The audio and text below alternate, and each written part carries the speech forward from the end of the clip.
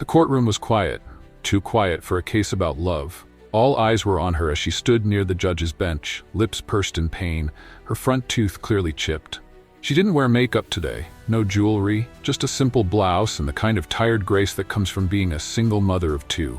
But beneath that exhaustion was something sharper. Betrayal. Across the aisle, the young man stared at the floor. His hands trembled. This wasn't how it was supposed to go. Not after the breakfasts he made her. Not after the nights she cried into his chest. Not after he saved up for weeks just to buy that ring. But the moment the judge ruled in her favor, awarding her $400 to cover the dental repairs, it became clear. Love wasn't going to fix this. She turned and walked past him without a word. Not out of anger, but out of hurt. Real, deep, I believed in you kind of hurt. And just like that, the boy who once dreamed of forever with her was now just a cautionary tale. But how did it come to this? Let's rewind. In this story, you'll witness a 25-year-old man fall head over heels for a woman twice his age, a whirlwind romance built on home-cooked meals and late-night laughs, a surprise proposal that goes terribly wrong, and a courtroom twist that left viewers torn. Pay close attention, there's a brief quiz at the end asking, how many times did we mention Vanessa Monroe in the story? It's just for fun. Get it right within 7 days for a chance at our shoutout post. Watching late? Answer anyway, we might still surprise you.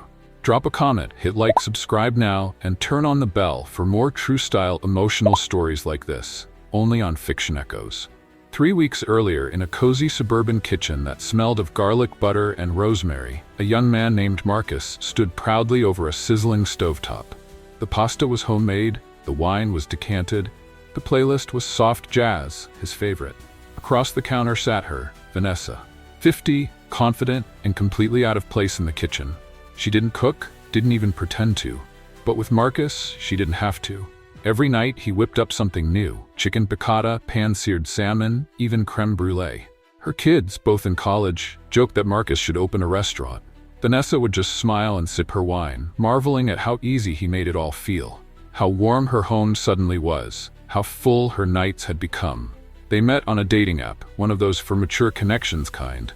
She expected awkward messages and maybe a few coffee meetups. What she didn't expect was him. 25. Smooth skin, sharp wit, eyes that studied her like she was a piece of art. And most shocking of all, his complete lack of fear about the age gap. "You're not old," he'd said on their second date, slicing vegetables like a chef. "You're seasoned." She laughed so hard she nearly spilled her drink. And from that moment on, it felt like something real was growing. By the end of week 3, Vanessa had memorized his rhythm. How Marcus whistled while cooking, how he folded dish towels a certain way, how he left handwritten notes in her lunchbox when she had back-to-back meetings. She'd spent most of her adult life raising 2 children, managing deadlines, and eating takeout dinners alone. Romance had become a thing of the past, something that belonged to other women, younger women. But now she found herself humming in the mirror. She even bought a new dress. Midnight blue, with a neckline she wouldn't have dared 5 years ago. Marcus noticed. He always noticed. "Date night?" he asked, flashing that boyish grin. "Only if you're cooking," she replied.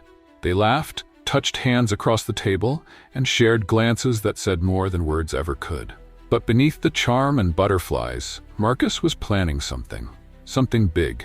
He'd spoken to her daughter on the phone, asked what kind of jewelry Vanessa liked. He'd secretly checked her ring size using one of her old cocktail rings. He even asked the barista at the corner cafe how people usually propose these days. He didn't want a cliché. He wanted something dramatic, personal, romantic in the way rom-coms used to be. And so, he came up with the wine plan. The idea was simple. He'd slip the ring into her glass, wait until she found it, drop to one knee, pop the question. He rehearsed the lines in the mirror, over and over, until they sounded like music. But love stories, real ones, aren't always choreographed. And this one was about to veer sharply off script. The table was set. Dim candles flickered beside a bouquet of white tulips, her favorite. Marcus had just pulled the garlic shrimp risotto off the stove when Vanessa stepped into the dining room. She wore the midnight blue dress again. His breath caught for a second. Not because of how she looked, though she looked incredible, but because he knew.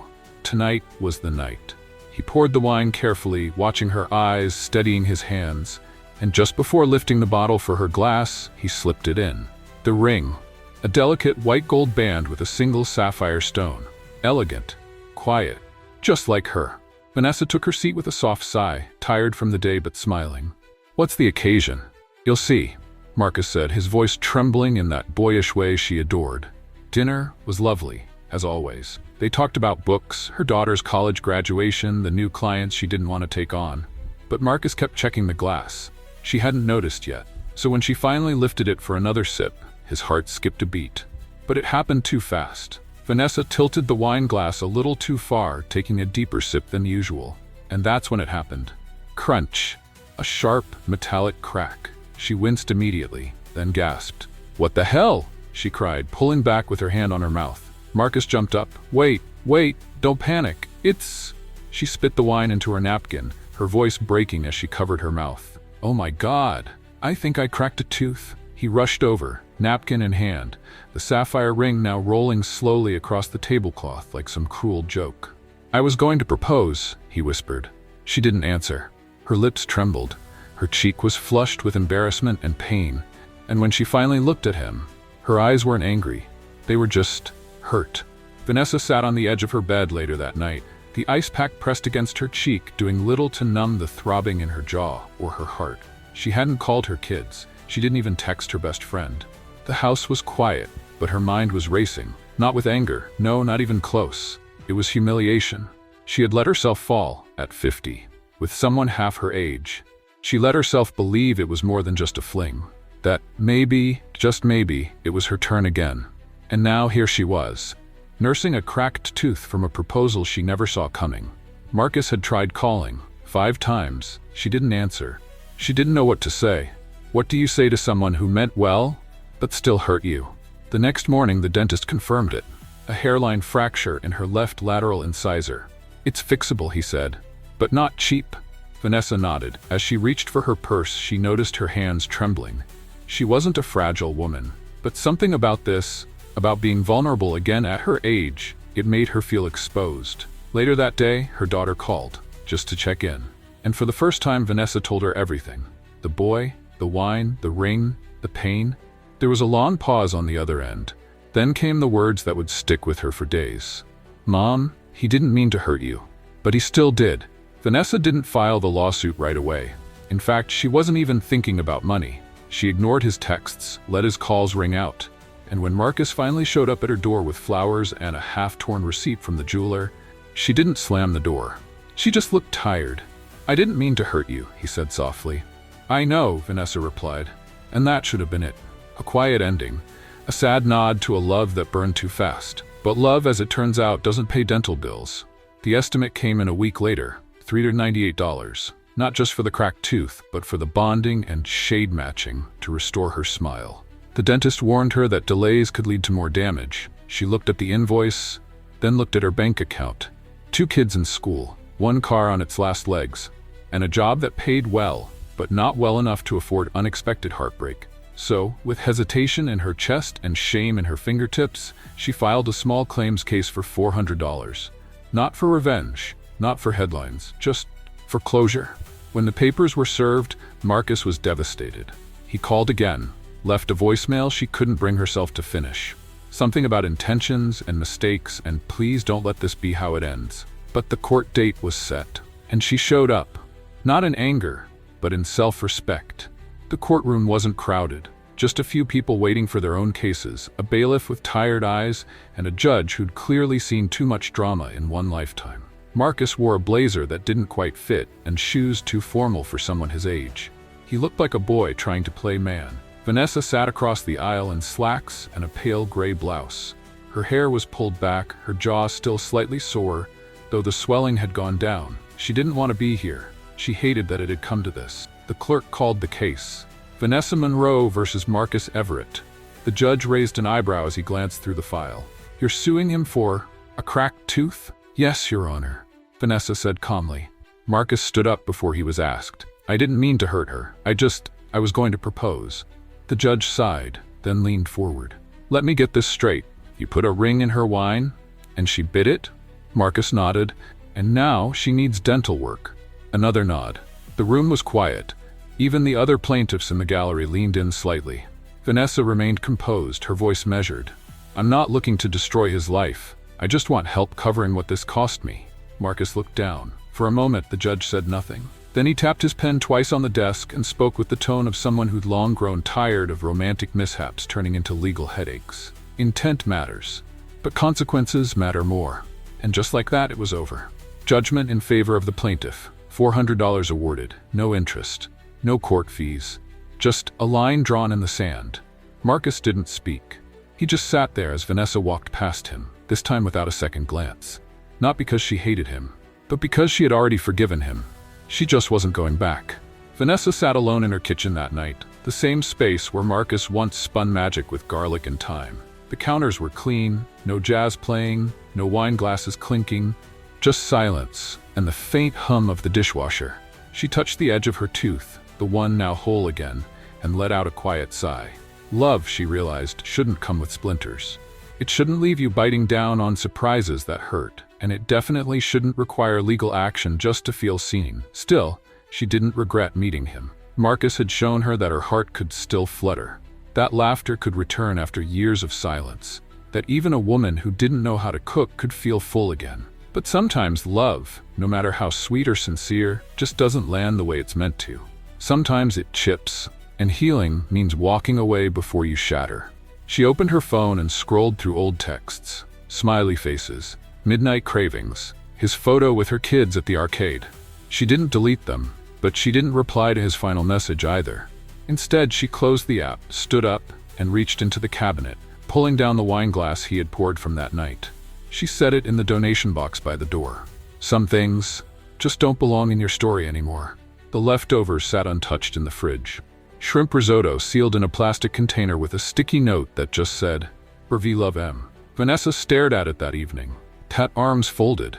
She wasn't hungry. Not really. But hunger wasn't always about food. She sat back down on the couch and did something she'd been avoiding. She opened the voicemail app on her phone. There were 4 messages from Marcus. She played the last one, just to see if his voice still made her chest ache the way it used to. "Hey, I know you probably won't listen to this, but if you do, I just want to say I get it now. You're not mad, you're disappointed. And that's worse. I thought I was doing something romantic. Instead, I embarrassed you, I hurt you. I made you feel like a joke when all I wanted was to make you feel loved." He paused. "You didn't meet the wrong guy, Vanessa. I met the right woman too soon." She let the silence ring in her ears long after the message ended. A week later, a small box arrived at Marcus's apartment. No return address, no note, just the ring. Still tucked in the velvet pouch, untouched. He stared at it for a long time, turning it in his palm like it might reveal some hidden message. He didn't cry. Not this time. Instead, he walked over to the sink, turned on the faucet, and rinsed the wine-stained pouch clean. Maybe it was symbolic. Maybe it meant nothing. He didn't know anymore. But he didn't throw it away. Instead, he placed it back in the drawer with his old journals and photos of his grandmother. Not because he hoped to give it to Vanessa again, but because he needed to remember how it felt to love someone that much, even if it ended badly. And in a quiet, hard-to-explain way, he still believed that what they had was real, even if it cracked. Vanessa was folding laundry when her daughter called. "Hey, Mom," her voice chirped from the speaker. "Weird question. Did you ever really love him?" Vanessa stopped folding. There it was, the question she'd been avoiding even with herself. Did she? She remembered how he fixed the squeaky cabinet in the kitchen without her asking, how he once danced with her barefoot in the living room to an old Tina Turner song. She remembered his hands, warm, steady, resting on hers while they watched the news, pretending the world outside didn't exist. "I did," she finally said. "I really did." Her daughter was quiet for a beat. "Okay," she said softly. "I just wanted to know." Vanessa smiled, a tired, bittersweet smile. Because love didn't always come with forever. Sometimes it just came to remind you that you could still feel. Vanessa had always enjoyed silence, the soft kind that followed a finished book or the hum of a clean house after the kids left for school. But now, the quiet in her home was different. It felt hollow. Not because she missed Marcus's voice or his music or his spontaneous storytelling while cooking. No, it was deeper than that. She missed the feeling he brought. That bubbling, low-key chaos of someone young and alive spinning through her world like a burst of light. The energy, the tension, the way he looked at her like she was the sun. It was dangerous, but it had also made her feel awake. She stood at the kitchen counter, slicing a pre-packaged salad, the kind Marcus would have teased her for. She heard his laugh in her head, and without realizing it, she smiled. Maybe the worst part of falling for someone that young was that they still believed in things like forever. And maybe the hardest part about being her age was knowing better. It was her daughter's idea. Do something new, something fun, she'd said. You haven't smiled in weeks, Mom. Vanessa signed up for a community cooking class. Wednesday evenings, 6 sessions, beginner level. She walked in the first night wearing jeans, a cardigan, and her doubts. But she also carried something else, a silent promise to herself. She would try, even if she was the oldest in the room. Even if she still didn't know the difference between a julienne and a chiffonade. The instructor, a woman in her 40s with flour on her apron and a New York accent, handed out recipes with a grin. No stress, she said. We're here to make mistakes. That's how we learn. Vanessa laughed, a real laugh, as she spilled olive oil all over the counter. By week 2, she was whisking sauces. By week 3, she was chopping onions without crying. By week 4, someone new joined the class. He was tall, quiet, and older than Marcus, late 30s, maybe early 40s. He took the empty space next to her at Station 5, apron tied too tight and sleeves rolled to his elbows. His name tag read Ethan. He wasn't flirtatious, he didn't talk much.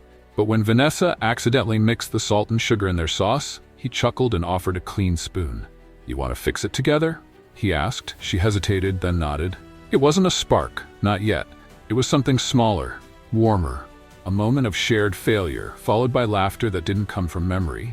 And for the first time since the courtroom, since the voicemail, since the chipped tooth, she felt a flutter. Not butterflies, but the gentle rustle of something opening again, something possible. Marcus hadn't reached out in weeks, not since she returned the ring. He didn't block her, didn't delete her number, but something had shifted. A silence that wasn't just absence, but distance, one they both seemed to honor without speaking. Still, every now and then, late at night, Vanessa found herself rereading old messages. Sleep tight, V. Tell me what you're craving, I'll make it. You're not old, you're a galaxy. She hadn't responded to his last text. I hope your tooth feels better. Left on read. 2 little check marks, no reply. She didn't owe him one, but the ache of something unfinished still lingered. Not because she wanted him back, but because when something ends mid-sentence, you can't help but wonder how the next line would have read. She sighed and placed her phone face down, then rolled over in bed, wishing she didn't still care what time he went to sleep. By week 5 of the cooking class, Vanessa had mastered a bechamel. Ethan gave a low whistle when she slid the pan toward him. Look at that consistency. She smiled, slightly proud. YouTube is a miracle. They worked in sync, passing ingredients like they'd been doing it for years. Not flirty, not awkward, just comfortable. After class, he walked her to her car for the first time. You ever think about taking the advanced course? He asked, stuffing his hands into his jacket pockets. I'm just getting the hang of this one, she said. He laughed. Fair. Well, if you do, maybe I'll see you there. She hesitated for half a breath and then answered, I hope so. He nodded, then turned to leave. And that was it. No phone numbers, no promises, just a door, quietly opening, and a woman who wasn't afraid to peek through it. 2 days later, a letter arrived in Vanessa's mailbox. It wasn't handwritten. It wasn't romantic. It was from the court. A final notice confirming the judgment had been closed. Case resolved. Funds transferred. She stared at the piece of paper for a long time, then set it down on the kitchen counter. Next to it was a new recipe she'd printed out that morning. Lemon herb chicken with capers. Marcus's favorite. She paused, then folded the recipe in half and tossed it in the trash. Tonight wasn't about him. Tonight was about her. She opened a new tab and looked up something she never thought she'd Google. Cooking classes near me. Advanced. And for the first time in months, she didn't feel like she was healing from something. She felt like she was building something. Sometimes love doesn't break your heart. It just brushes against it, leaves a mark. A hairline fracture you can't see, but you feel every time you laugh, trust, or try again. Marcus didn't mean to hurt Vanessa. But intent doesn't always protect us from the weight of impact. And Vanessa, she didn't walk away because she stopped loving him. She walked away because she finally loved herself enough, not to stay where love turned painful. That's the thing about real stories. They don't always end with a kiss, a ring, or a fairy tale. Sometimes they end in a quiet kitchen, with a new recipe, a new name, and a heart that finally beats for itself again. If this story moved you, comment below what moment hit you the hardest and answer the quiz at the end. Get it right within 7 days for a chance at our shoutout post. Watching late? Answer anyway. We might still surprise you. And if you love this kind of emotional story, the next one is already waiting for you. Click the video that will show on your screen soon. We'll meet you there. Don't forget to like, comment, subscribe, and turn on the bell so you never miss what happens next. Quiz: how many times did we mention Vanessa Monroe in the story?